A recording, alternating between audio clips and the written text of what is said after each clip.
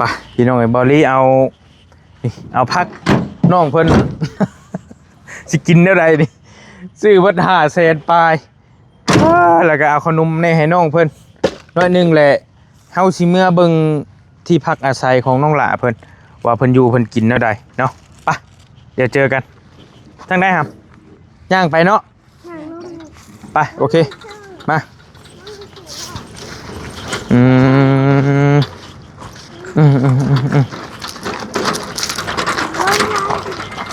เดี๋ยวย่างเป็นหมู่น้องเพิ่นนี่แหละรถจอดไว้นี่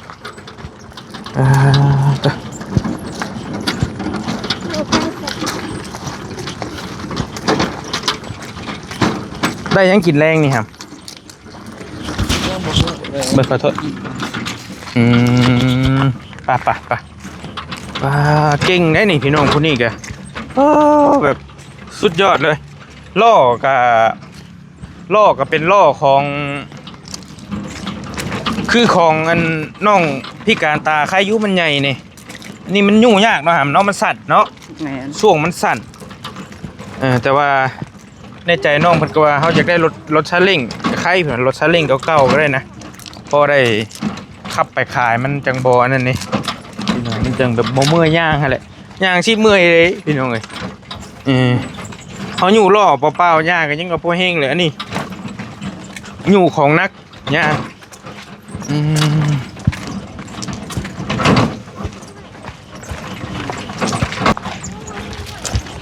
นั่งมาขี่ล้ออ้ายจะหนีมาขึ้นเบิ้งขึ้นขี่นี่เอาขึ้นแล้วก็ขี่อยู่ติอ้ายอยู่ติใช้เกือบอยู่ใช้เกือบสีชมพูโอเคไป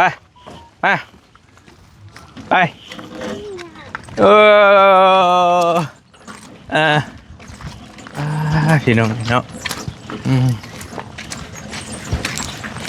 ขี่ล้อนี่แล้วไปก่อนไปย่างไปลูกโอ้ยพี่น้องเนาะอยู่ใช้เฮือนน่ะเอาอยู่ใกล้ๆนี่นึกว่าอยู่ไกลนะตัวไหนอันนี้บ่เอาโง่เขาเข้าไปมองได้โอ้ยอยู่ใกล้ๆนี่บ่สัน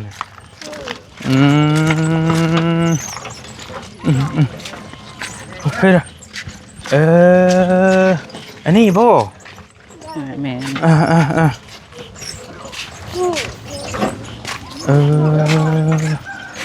โอ้ยอยู่ใกล้ๆนี่สบายดีเด้อโดยวันนี้บ่พ่อเจ้าพ่อแม่โอเคได้เอาไว้ก่อนเป็นบ่าวเอาไว้หิวบ่กินเลยบ่อยากได้ฮะบ่โอ้มาหน่อยอยู่นี่เฮือนซานั่นพี่น้องห้ามมานี่ก่อนผู้ชายอันนี้ก่อนถอยเบิ่งภาพมันก่อนหน่อยนึงพี่น้องพี่น้องนี่เนาะสภาพเฮือนเก่าๆเป็นฝากระจาดอ้อมเจ้าคือว่าเฮือนดินจ้ะดินอยู่ใช้ดินก็ทางในบ่ดินก็น้อยเดียวนี่บ่ก็น้อยเดียวก็อยู่ในพี่น้องนี่เนาะมีห้องน้ำห้องในหรือเปล่าลูกมีห้องน้ำอยู่ในหันเนาะใช่หมังหุงเจ้าว่าหมังหุงจะปิดไปขายเฮ้ยในหันก็มี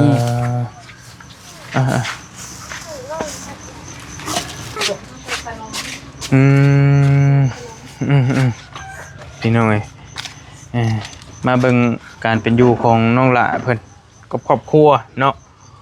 มาพี่บัดนี้เฮาผู้นี้แม่ผู้นี้เนาะบายดีเด้อเด้อสบายดีได้เด้อผู้นี้น้องบ่นี่น้องจะบ่นี่ลูกน้องผู้นี้ผู้นั้นก็แม่นผู้นี้ก็แม่นน้องลูกเอ้ยผู้นี้หลานเจ้าบ่ คือในร้านมาอยู่นำได้ยินเพิ่นว่าเป็นหลานเพิ่นว่า ร้า นะ นมันอยู่นำพ่อแม่ไปกรุงเทพบ่มีก็เลยมาฝากไว้พี่น้อง นี่เท่านี้แหละครอบครัว อยู่ร่วมกันเท่านี้1 2 3 4 6 คน6 คนคนนี้ก็ไปเฮ็ดงานบ่ได้ซะ เป็นยังฮะ เป็นโรคหัวใจมีแต่ หัวใจตก มีแต่ให้ลูกให้หลานนี่แหละไปสุขขาย เป็นเดือนเลย หัวใจใหญ่บ่แม่นบ่หัวใจโตบ่ ใจแกว่ง ตกแบบมันคือย่านนึงนี่ตกว่ะ หัวใจแกว่ง ใจแกงใจยังเหรอ เห็นหยังน้อยหนึงก็ย่านแบบตกใจตื่นไปเบิดเนาะโอเค ตกใจ โอเค ปวดท้องหมอนั่นไขมันหุบตับหัวใจ โดยน้ำตาล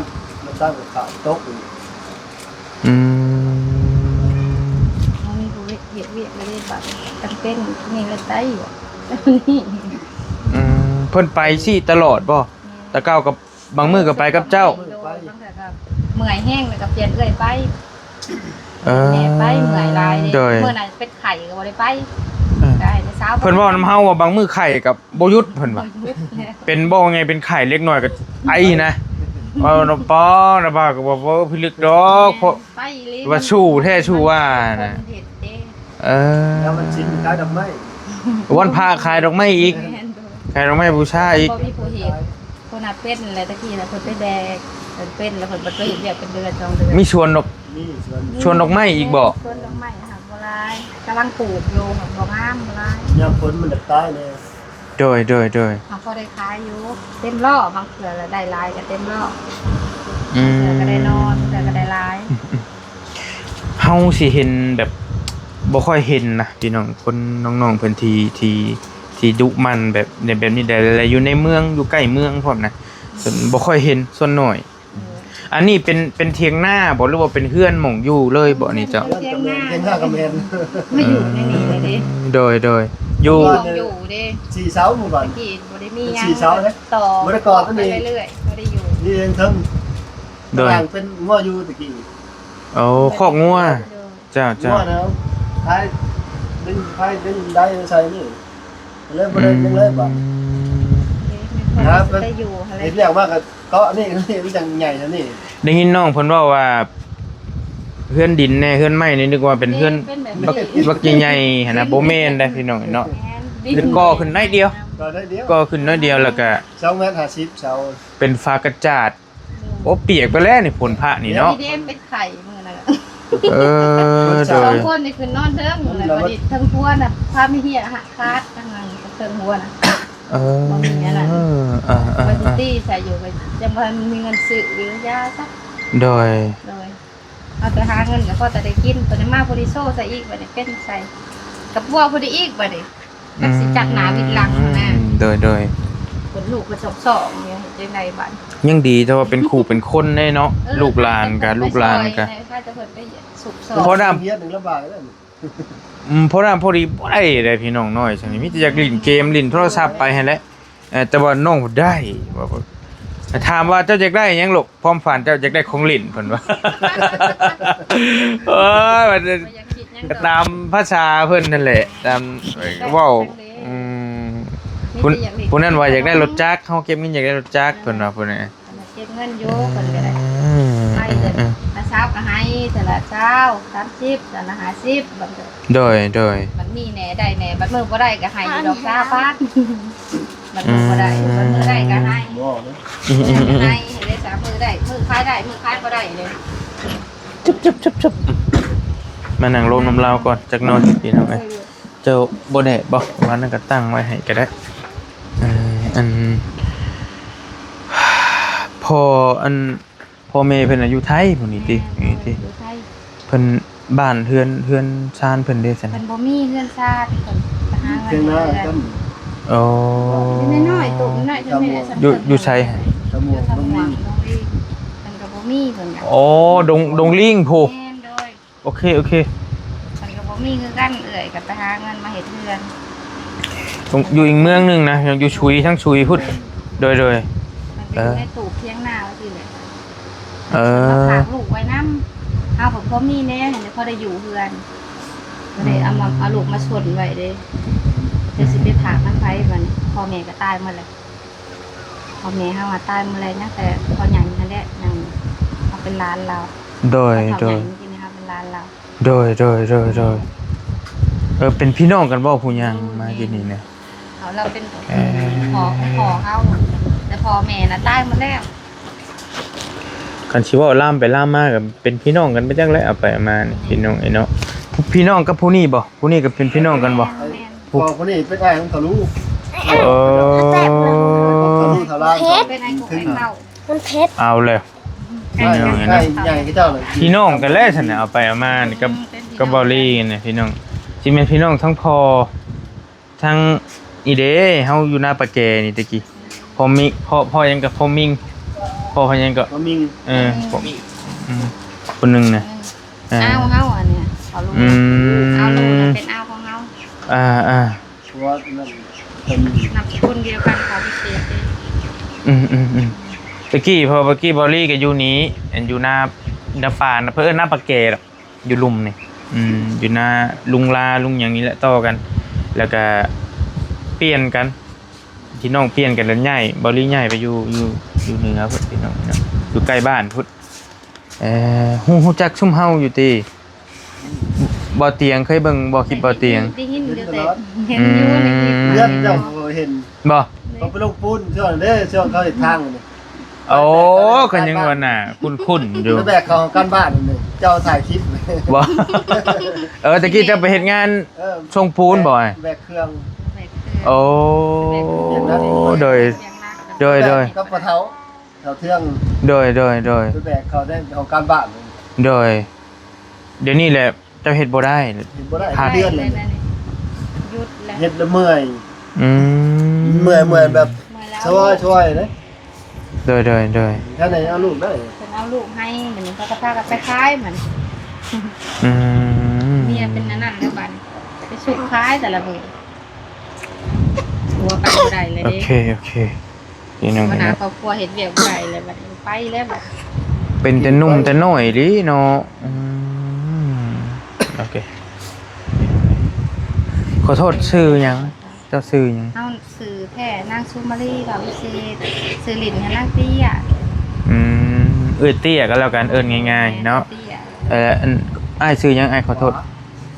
ไอ้หวาเนาะลูกน่ะมี3คนนี่บ่ โดยเรียน3 คนผู้นั้นผู้กกนั่นน่ะเนาะผู้กกเลย ผู้ซ้อมผู้ซ้อม ซ้อมผู้ลา โอเค แล้วก็8 เดือน ผู้ ผู้ ลา โดนย ผู้ใดก็5 ปีไป ก็ได้นี่นะผู้น้อยน่ะก็ได้ แล้วก็ได้7 เดือน แล้วก็ยืน มันจะสั่ง ก็ถือว่าโอ้พี่น้องนี่เนาะก็ยังดีถ้าว่าลูกหลานน่ะเป็นครูเป็นคนได้เฮาเห็นแล้วก็โอเคอยู่กล้าไปค้าไปขาย เพิ่นบ่ซอยจังว่าจักสิว่าจังได๋ โดย มื้อนั้นมีแต่เพิ่นไปซอยแน่บ่มีอันซื้อของอยู่ของกินนั่นแหละแล้วก็ให้เพิ่นไปซอยเพิ่นก็ไปใครแต่บอกทางแน่ลานลูกค่ะไปแล้วก็ไปพอได้กินน้ำพระเจ้านี่แหละบางมื้อเพิ่นเมื่อยแล้วก็เปลี่ยนเอื้อยไปเกิดไปแล้วก็น้องร้านไปเปลี่ยนกันสิแต่ละมื้ออื่นนี่ก็สิไปคือเพิ่นก็สิได้ไปขายดอกไม้อีกมันชิ้น บื้นมันพระโอเค มื้อนี่แหละมันชิ้น อันนี้มันเป็นดินหน้าบ่เจ้าหน้าเจ้าพ่อมบ่ แม่นนะ เฮ็ดหน้าพ่อมบ่ ต้องให้น้อยๆนะ หน้าดังผูกพัก เห็นหน้าซองให้ ต้องให้ แสดงว่าได้เข้าน้อยเดียวซะแสดงว่า เมื่อเห็นอยู่บ้านแล้วก็น้ำท่วมนี่นั่น อ๋อมาเฮ็ดอยู่บ้าน อยู่บ้านทำหวงน้ำท่วมเขาเอื่อยบ่อยู่เลยได้บ่เฮ็ด เมื่อเฮ็ดหน้าของแม่ผู้นี้ แม่น เดิน มาหวานไว้ที่ได้จำได้ว่าน้ำท่วมเด้วางนี้น้ำท่วมหวงท่วมมาตะหมวงลงเลยจะสิได้จำได้ทั้ง โอ้กระเมนเลย แม่เนาะ ทีมงานไปซอยน้ำท่วมอยู่เด้ตอนนั้นน้ำท่วมทั้งพุ่นเด้เดินโอเคแหละว่าง่ายก็อาศัย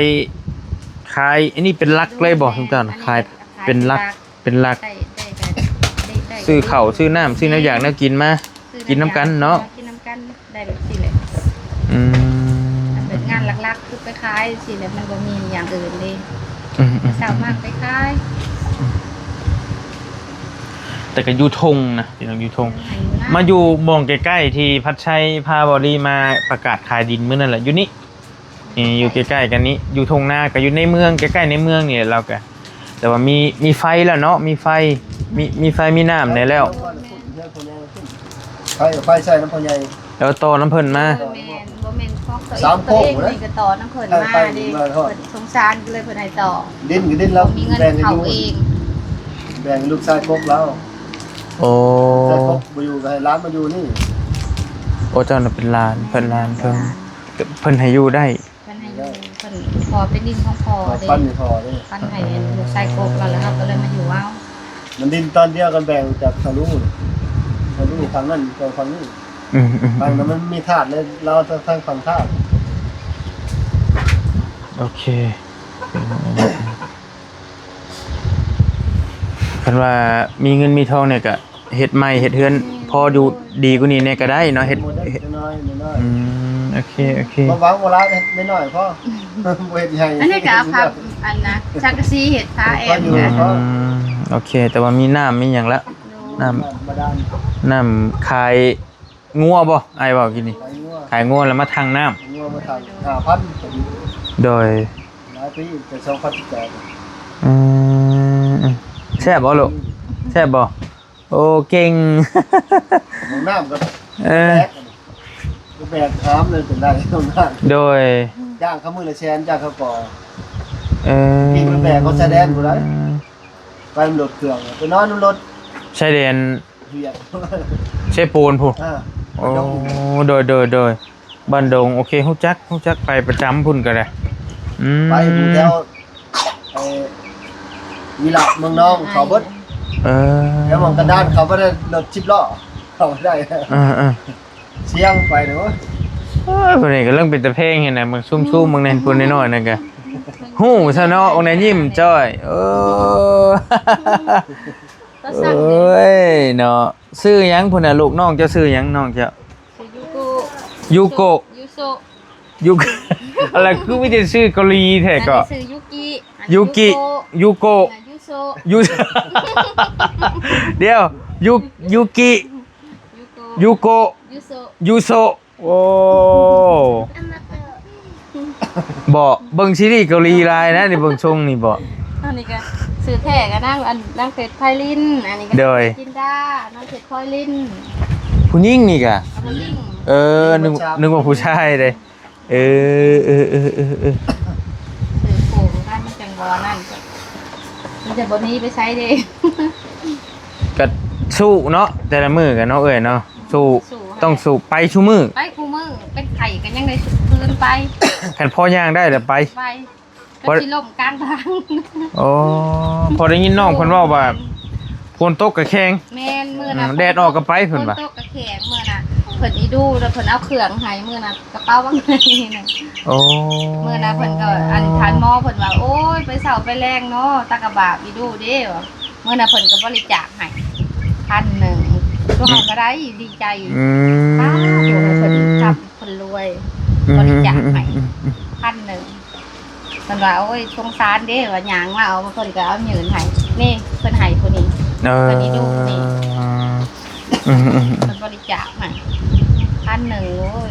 มันเป็นลำคนรวยเขาได้มีแห้งเพิ่นก็ดีใจอันนี้ก็ได้เพิ่นก็สู้ได้เพิ่นก็ยอมรับอยู่พี่น้องเห็นเลยสู้คุมือมาสู้ก็จะสิเอาอีก2ทีมเบิ่งก็ลูก2อยู่เบิ่งคิดเอาแล้วๆพวกนี้ค่ะขนมนี่ขนมกำลังกินขนม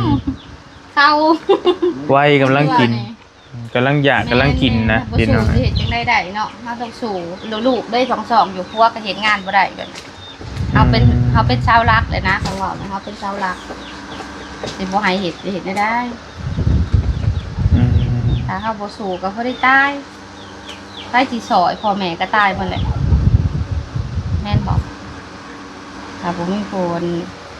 สวยสู้เฮามีแต่เฮานี่แหละสู้เอาเองโดยถ้าเฮาบ่ดุไปตลาดไปหาเครื่องของมาขาย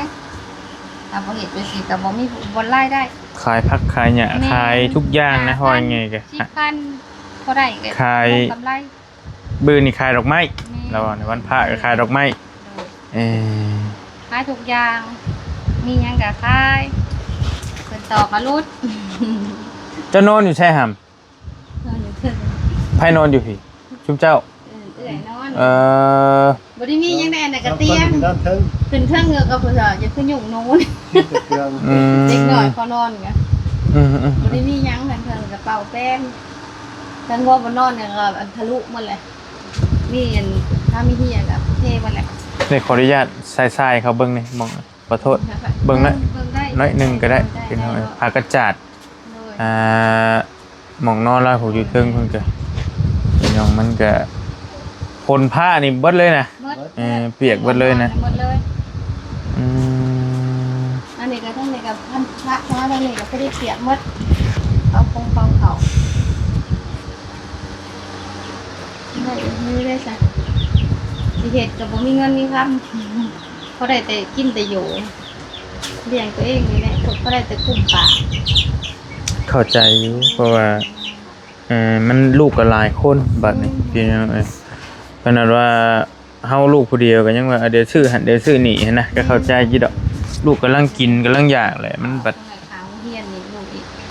เพิ่นบ่จักได้เฮามีบ่มีเนาะเด็กน้อยเนาะ ตลาดหน่อยมา ได้ นะ มาแล้วเด้อนี่ก็ ติด โดย ไปตลอดตลาดหน่อยมานะ นั่นโอ้โห เดี๋ยวหน่อยมาอีกเดี๋ยวหน่อยมาอีกฮักเป็นหนี้เขาอยู่ได้นะตลาดหน่อยยังไม่ได้จ่าย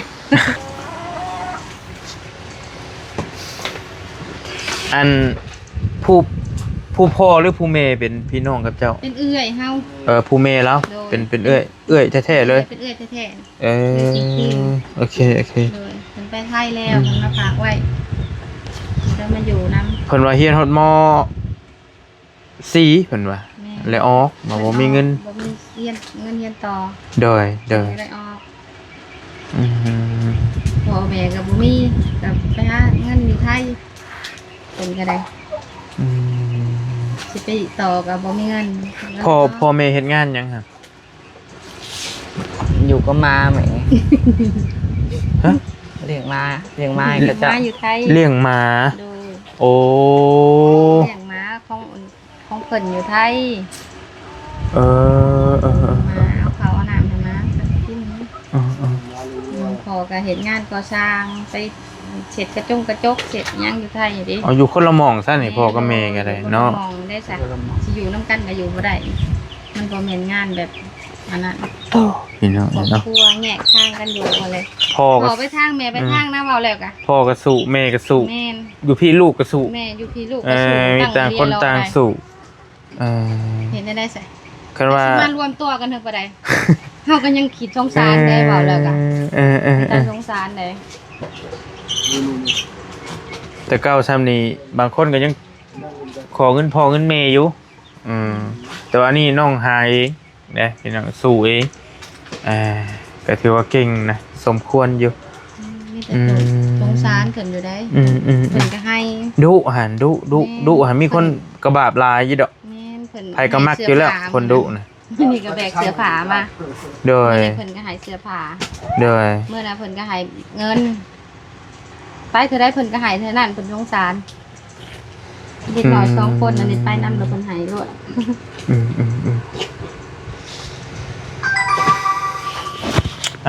ผ้านะเบาย่างไปเบิ่งในหม่องมากบมาหุงดอกหมอกดอกไม้จ้ะปะ ไปดอกไม้ ย่างไปเบิ่งในนั้นขออนุญาตเด้อพอเลาะเบิ่งสวนในน้อยหนึงก็บ่มีหยัง หม่อง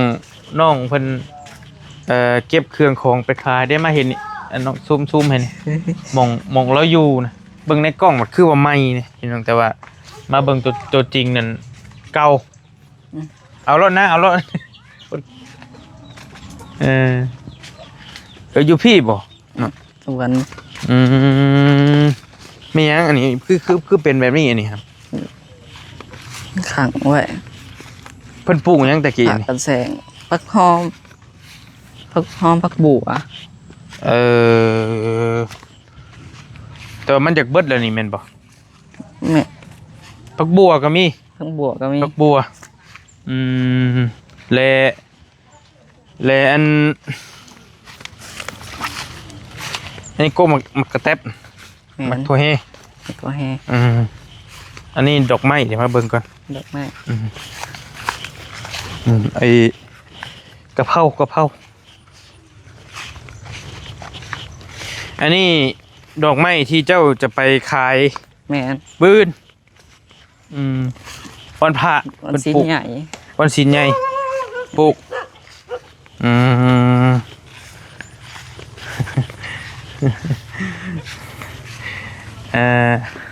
อยู่นี่นี่พี่น้องไอ้เนาะมองปลูกนะพามาเบิงมองน้องคุณเบิงสดๆเลยเพื่อนสิไปขายปลูกไปขายวันพระวันศีลไปขายให้กับเจ้าบูชาพี่น้องไอ้เนาะนี่แต่กระบอกงามปานใดเนาะขายเฉพาะวันพระบ่หำ แม่นวันพระวันศีล จะใช้มังหุงเจ้าบัดนี่เจ้าว่ะฮะอยู่ทางไหนหรอ โอ้ทางผูก็มี ใช้ไปทางไหนไปทางไหนเอาไปเบิ่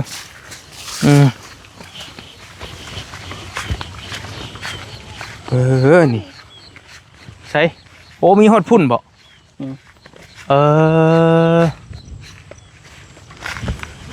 อันใช้ได้แล้วซูมไปก็ได้หรอกอยู่ใช้ ดิต้นใหญ่ก็อยู่ทางผู ใช่บ่อยู่หลังหัดหลังเฮือนหัดน้อยนึงเห็นดิ แม่น ก็บังฮูพี่น้องเอ้ยไรดินเจ้ามีเฉพาะเขตนี้บ่มีเฉพาะหัวนี่บ่หาม แม่น ปลูกข้าวซองให้เราก็สิได้จักชอบโอเคเราเอาให้หน้านะมาเฮ็ดเป็นหม่องปลูกกกไม้ดอกไม้ดอกหยังเพิ่นเอิ้นนี่ ดอกดาวเรือง ดอกดาวเรืองงามเลยนี่พี่น้องไปสักการะบูชายามวันผินวันศีลวันพระโอเคปะเดี๋ยวเราสิออกปะแล้วฝ้าไปทางอื่นเนี่ย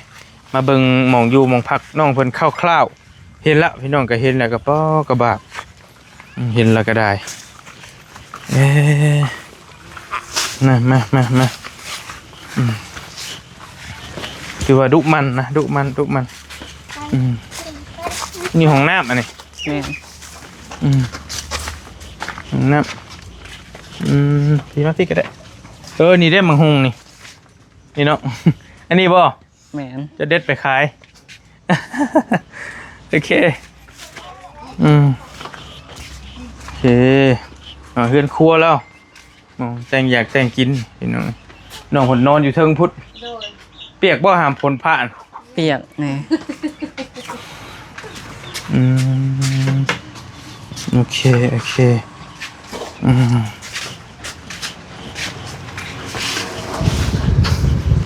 เดี๋ยวนั้นแล้วจะได้กะเดี๋ยวนะเบามายามใหม่เด้อ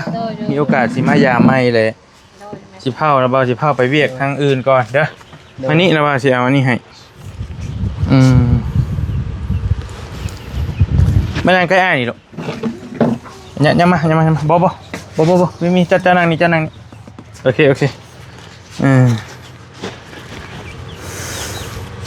นี่นะเบาให้ต่างหากให้คนละใบเด้อนี่นี่ให้คนละใบเด้อดูมันเด้อลูกเด้อเดี๋ยวพ่อมื้อหน้าสิซื้อซอยอีกเด้อมื้อได้เข้าโรงเรียนนี่ปีหน้าเดือนหน้าเข้าปีหน้าพุ่นว่าเดือนหน้าแล้วอยู่ดีมีแห้งดุมันเด้อเป็นเด็กดีตั้งใจเรียนเด้อนางเด้อดุมันขยันเพียรแต่ก็มีจิดอกคนซอยนะคันดุนะเด้อไปก้อนมานี่เด้ออ้ายเด้ออยู่ดีมีแห้งแล้วจังว่ากันเดี๋ยวสิให้ทีมงานมาซอยนำทีมงานหลายคนอยู่จะให้เบาเตียงมาอย่างมาเบิ่งน้ำถ้าเพิ่นว่างหั่นนะยังค่อยว่ากันใดๆก็ได้ป้าพี่น้องฝากน้องเพิ่นนี่จะได้กะอยู่ดีมีแห้งเด้อ